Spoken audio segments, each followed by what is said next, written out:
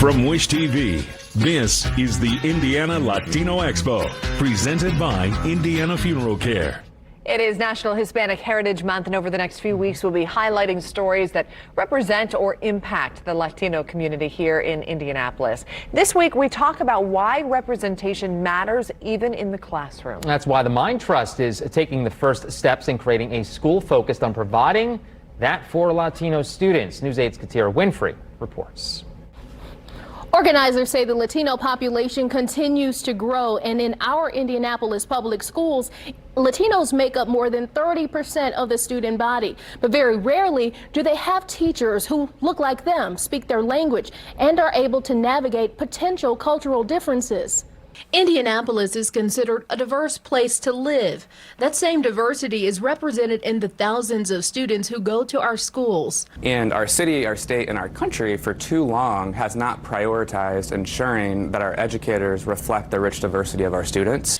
And while education is important, everyone doesn't learn the same or can't learn the same. Often it's the language or cultural barrier. About 73% of IPS students are students of color. About 31% of that are Latino.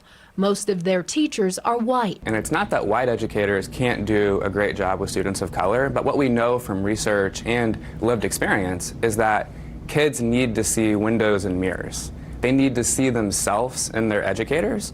The Mind Trust Innovation School Fellowship is working to create a space where more kids can have access to high-quality education. Francisco Verdiosera is the Innovation School Fellow behind the plans to develop a middle school focused on Latino culture appreciation and cultural competency for students from all backgrounds. Our school will be standards-based, and the education that our students will receive will be really no different than your private school or your other charter schools and any of the other options.